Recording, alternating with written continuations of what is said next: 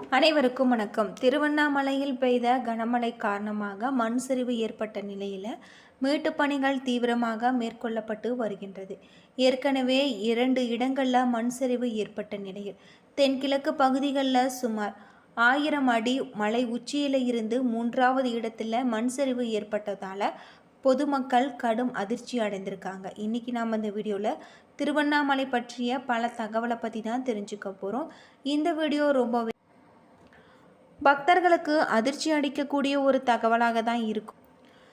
வீடியோவை கடைசி வரைக்கும் ஸ்கிப் பண்ணாமல் பாருங்கள். இது வரைக்கும் நம்ம சேனலில் நீங்கள் இன்னும் சப்ஸ்கிரைப் பண்ணலைன்னா மறக்காமல் சப்ஸ்கிரைப் பண்ணிவிடுங்க. வாங்க வீடியோக்குள்ளே போகலாம். திருவண்ணாமலையில் பெய்து வரும் தொடர் கனமழையின் காரணமாக வஉசி நகர் பகுதிகளில் மண் சரிவு ஏற்பட்டிருக்கு. இதில் ராட்சச பாறைகள் சரிந்துள்ளதால் மலை அடிவாரத்தில் உள்ள வஉசி நகர் மக்களின் வீடுகளின் மேல் சரிந்திருக்கு.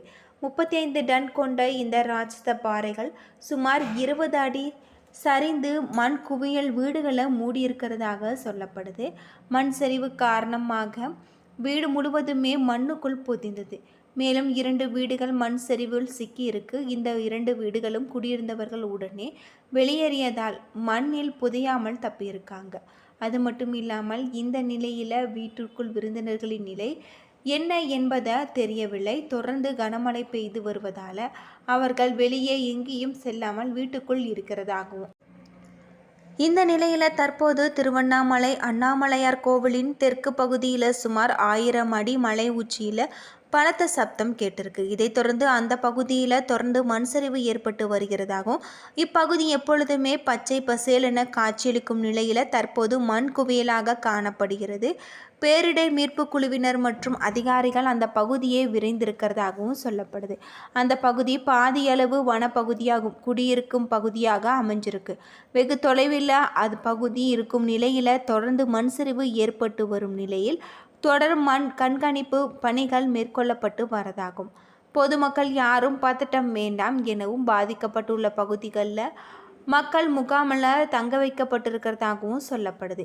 இப்படி திருவண்ணாமலை கோவில் பல்வேறு அதிசயங்களை கொண்ட ஒரு கோவிலாக இருக்கும் நிலையில் இப்படி மண் சரிவு ஏற்படுவது மக்களிடையே பெரும் அதிர்ச்சியை ஏற்படுத்தியிருக்கு அப்படின்னே சொல்லலாம். பொதுவாக திருவண்ணாமலை அருணாச்சலேஸ்வர் திருக்கோவில் 25 ஏக்கர் பரப்பளவில் பிரம்மாண்டமாக அமைஞ்சிருக்கு அப்படின்னே சொல்லலாம். கோவிலில் 9 கோபுரங்கள் இருக்குது, 6 பிரகாரங்கள், 142 சன்னதிகள், 22 பிள்ளையார்கள், 306 மண்டபங்கள், 1000 தூண்கள் கொண்ட ஆயிரங்கால் மண்டபம், இதனடியில் பாதாள லிங்கம், 43 செப்பு சிலைகள், திருமண மண்டபம், அண்ணாமலையார் பாத மண்டபம் என அமைந்த கோவிலாக இருக்குது. படைக்கும் கடவுளான பிரம்மாவும் காக்கும் கடவுளான விஷ்ணுவும் தங்களில் யார் உயர்ந்தவர்கள் என வாக்குவாதம் ஏற்பட்டது. இதை அறிந்த சிவபெருமான் அவர்கள் முன்பு ஜோதி வடிவில் தோன்றியிருக்காங்க. இருவனுமே சிவனிடம் முறையிட்டிருக்காங்க. அப்போது சிவன் யார் தனது அடிமுடியை கண்டு வருகிறீர்களோ அவர்களே உயர்ந்தவர்கள் என கூறியிருக்காங்க. அது மட்டும் இல்லாமல் விஷ்ணு வராக அவதாரம் எடுத்து பூமிக்குள் சென்றிருக்காரு. அது போய்கொண்டே இருந்து திரும்பி வந்து சிவனிடம் தன்னால் கண்டறிய முடியவில்லை என கூறியிருக்காரு. பிரம்மா அன்னப்பறவையாக உருவெடுத்து சிவபெருமானின் முடியை காண கிளம்பியிருக்காரு. அவராலும் காண முடியவில்லை. அது மட்டும் இல்லாமல் இந்த தலத்தில் சுயம்புலிங்க திருமேனியாக நாககிரீடம் அணிந்த தூய வெண்ணிற ஆடை உடன் அருணாச்சலேஸ்வர் என்ற திருநாமத்துடன் பக்தர்களுக்கு காட்சி தரதாகவும் சொல்லப்படுது. கோவிலில் லிங்கேஸ்வரர் எழுந்திருக்காங்க. அது மட்டும் இல்லாமல் இறைவன் சன்னதியை அடுத்து அம்மனுக்கு தனி சன்னதி இருக்கிறதாக சொல்லப்படுது. பிரம்மா தன்னால் அடிமுடியை காணவில்லை என்பதை மறைத்து பொய் உரைத்திருக்காங்க. அது மட்டும் இல்லாமல் திருவண்ணாமலையில் இருக்கக்கூடிய சிவபெருமான் தலையில் இருக்கும் தாளம்பூவை பொய் சாட்சி சொல்ல வைத்து பொய் கூறியதாகவும் பொய் உரைச்சிருக்காங்க. இதை அறிந்த சிவன் கோபமுற்று இனி கோவிலில் உனக்கு பூஜையோ கோவிலோ கிடையாது என சாபமிட்டிருக்காங்க. அதே போல தாம்பூலப்பூவை இனி தனது மாலையில் உன்னை சூடிக்கொள்ள மறக்க மாட்டேன் என்று கூறியிருக்காங்க. சிவபெருமான் கோவிலில் பிரம்மோற்சவம், ஆனி மாத பிரம்மோற்சவம், மாசி மக தீர்த்தவாரி, கார்த்திகை தீபம், பரணி தீபம், மகா தீபம், பங்குனி உத்திரம், திருக்கல்யாண உற்சவம் ஆகியவை கோலாகலமாக நடைபெற்று வருது அப்படின்னே சொல்லலாம். அது மட்டும் இல்லாமல் சிவன் கோவில்களில் அனைத்திலுமே சிறப்பு வழிபாடு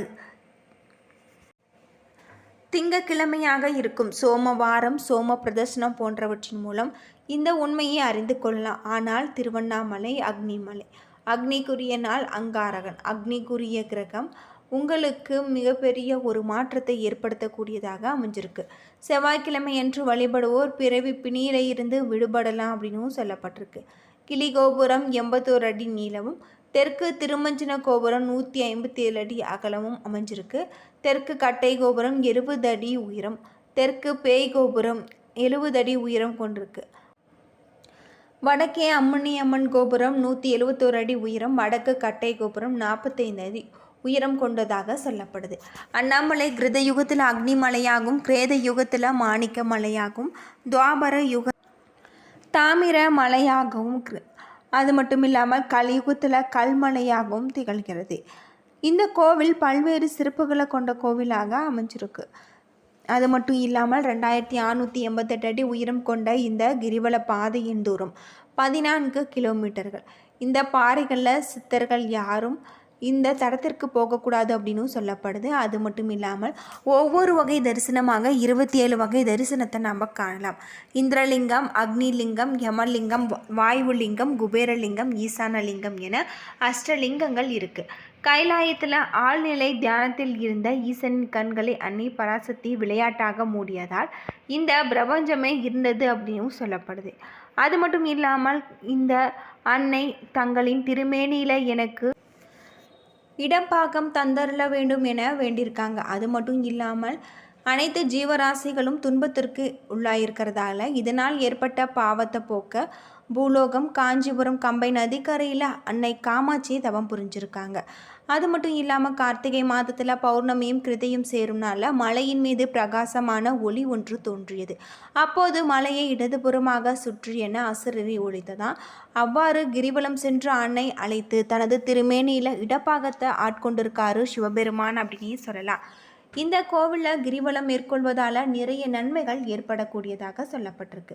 ஞாயிற்றுக்கிழமை நாட்களில் கிரிவலம் மேற்கொள்வதால் சிவலோக பதவி, திங்கக்கிழமைகளில் இந்திர பதவி, செவ்வாய்க்கிழமைகளில் கடன் வறுமை, புதன்கிழமைகளில் கலைகளில் தேர்ச்சி முக்தி, வியாழக்கிழமைகளில் ஞானம், வெள்ளிக்கிழமைகளில் வைகுண்ட பதவி கிடைக்கும். சனிக்கிழமைகளில் கிரிவலம் மேற்கொள்வதால் பிறவி பிணை அகலும் அப்படின்னு சொல்லப்படுது. கிரிவலத்தை தொடங்குவதற்கு முன்பு நாம் திருவண்ணாமலையின் அருகே இருக்கக்கூடிய பூதநாராயண தரிசித்து அனுமதி பெற வேண்டும். பூதநாராயணன் தான் திருவண்ணாமலையின் காவல் தெய்வம். அவரை வணங்கிவிட்டு புறப்பட்டால் எந்தவித இடையூறும் இல்லாமல் கிரிவலத்தை முடிக்க முடியும் என்பது நம்பிக்கை. பின்னர் வழியில் உள்ள இரட்டை பிள்ளையாரை நாம் வணங்க வேண்டும். அதன் பிறகு ஆலயம் சென்று அண்ணாமலையாரையும் அம்பிகையும் நாம் தரிசனம் செய்வது ரொம்பவே நல்லது. கிரிவலத்தில் 8 திசைகளிலுமே ஒவ்வொரு லிங்கம் இருக்குது. கிரிவலத்தின் இந்த லிங்கங்களை வணங்கி விட்டு தான் செல்ல வேண்டும். மலையை ஒட்டி நடக்காமல் இடது பக்கமாக நாம் செல்ல வேண்டும். நம்மோடு சித்தர்களும் நடந்து வருவாங்க என்று சொல்லப்படுது. அவர்கள்தான் நம் மனதில் நினைப்பதை இறைவனிடம் கொண்டு சேர்ப்பாங்க. கை கால்களை வீசிக்கொண்டோ பேசிக்கொண்டோ செல்லக்கூடாது. அமைதியாக மனதில் நம்ம இறைவனை நினைத்து அண்ணாமலைக்கு அரோகரா என்று சொல்லிக்கொண்டு நடப்பது இன்னும் நிறைய நன்மைகளை நமக்கு அள்ளித்தரக்கூடியதாக இருக்குது. கார்த்திகை மாதம் தீப திருவிழா 10 நாள் திருவிழாவாக கொண்டாடப்படுது. விழாவின் இறுதி நாள் இன்று மாலை 6 மணிக்கு மேல் இறைவன் மற்றும் இறைவிக்கு பூஜைகள் செய்யப்பட்ட பின்பு 10 தீபங்களையும் மூலத்தாளத்துடன் எடுத்து செல்லப்பட்டு கொடிக்கம்பம் அருகே இருக்கக்கூடிய தீப கொப்பரையில் ஒன்று சேர்த்து எரிய விடுவாங்க. அந்த நிமிடத்தில் அர்த்தநாரீஸ்வரர் வெளிவந்து காட்சி கொடுத்து விட்டு உடனே உள்ளே சென்று விடுவார். இது 2 நிமிட தரிசனம் அப்படின்னே சொல்லலாம்.